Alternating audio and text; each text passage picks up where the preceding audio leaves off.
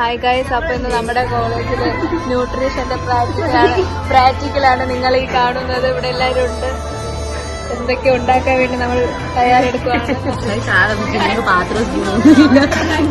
ഉണ്ടാക്കാനുള്ള ഒരു കത്തി പോലും നമ്മളുടെ